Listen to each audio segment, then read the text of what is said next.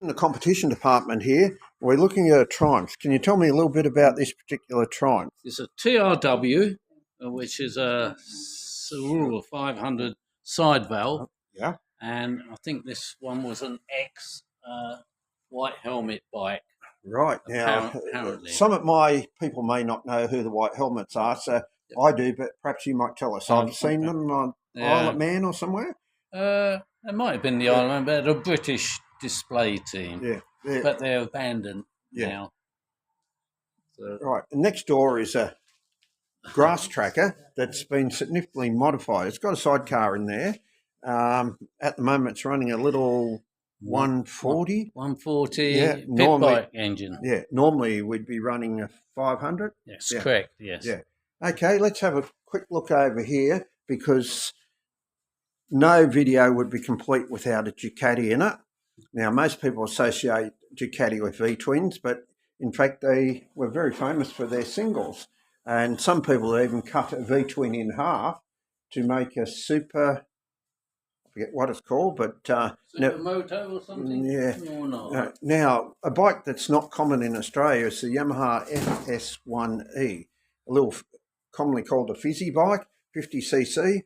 And I believe in the UK they've certainly got a cult following. They have. Yeah. And they're bringing quite big money. They were noted even from new and coming in gorgeous colours, weren't they? Yeah. The yellow ones, purple ones, red ones, blue ones, I think. Yeah, a whole range of colours. Now, next door, going back quite some time in age, is the FN from Belgium. Yeah. Now, this particular one, we'll try and get in the motor, is a twin of... No, single. Single, is it? Single, yeah, it is too, yes. Single, of capacity around about 250 or 350. 350, yeah. Yeah. Bacon slicer, hand gear change there.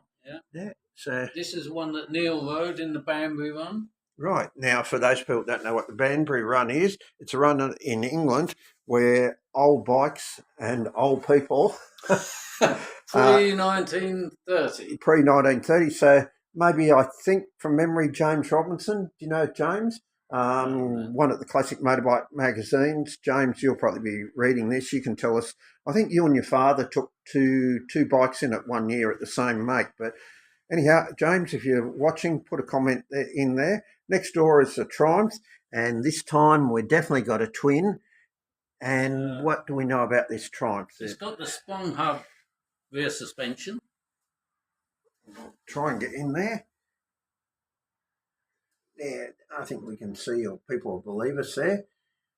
It's about 500, about 1950. Yeah, and talking competition bikes, the lovely matchless, Mako in the back there, used for... Solo trials, basically, but very old. Very old, yeah. And the one in the window... Yes. Is a 19, I can't even say it, Alycron, and I do believe that's about 100 years old. Right, so that is something certainly worth preserving. The motor in it looks very, very small. Yeah. We won't guess on the motor, but I'd say under 50cc. Yeah, I would have thought so. Yeah, and very much push bike orientated there, but what a lovely piece to have. The lighting and that still on it there. We'll probably get another view when we change the light on. We'll move on to a much later Royal Enfield. Of course, not a early one, but this is a... Indian one. Yes. From India, and it... 350. 350? Yeah. And they've just, not too long ago, bought out a new 350 Bullet too. They have indeed, yeah. So, sidecars. Not a lot of people have sidecars. In this collection, we've got this lovely Triumph. TSS.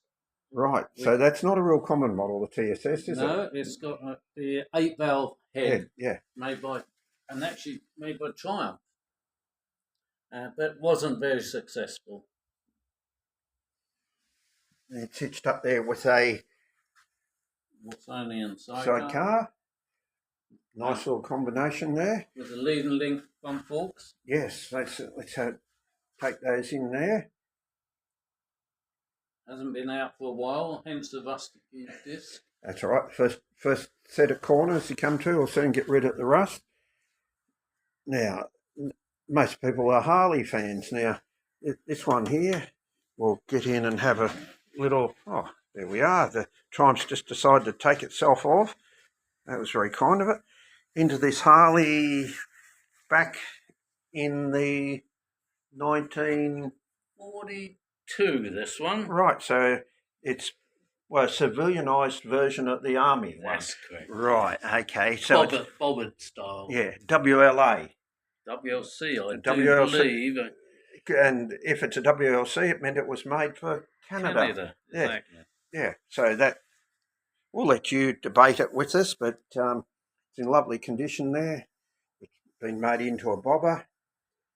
In the background, those people in MotoGP will be very familiar with the name there, Simoncelli. Very unfortunate accident. He lost his life in a MotoGP, and this bike's done a tribute. It's a 250 Honda. Of course, some of these RC161s and that ended up as much as 6 cylinders. Freddie Spencer had one. There's very few of them around. The 4-cylinder ones, and then of course there's a lot of reproductions, especially in the UK here with the 250 motor in it.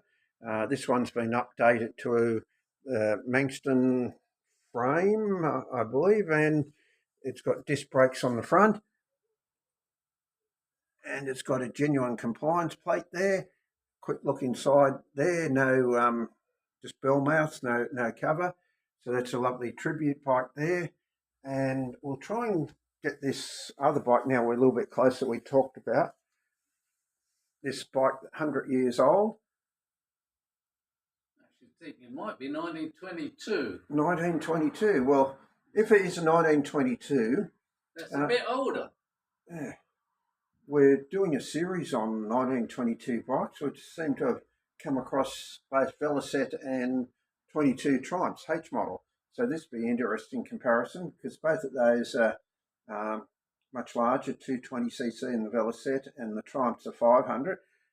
So if you're not sure, like us, there we are. You can ask Mr. Google, Alcyon, and you can do that. So once again, some lovely bikes to share with you on our occasional motorcycle series. Hit the like button. If we've made a mistake, fix it for us so that our viewers will know otherwise, or if you know some more history, add it to it. If you learnt something from this channel, then please, in the comments, leave that particular comment and tell us that you enjoy it, because we travel the world to bring these videos to you. It's not a commercial setup. There's no Patreons, things like that. We pay all our own expenses and bring you bikes from around the world, literally, and private collections, large museums, all those type of things. So hit the like button, subscribe to the channel, and add a comment.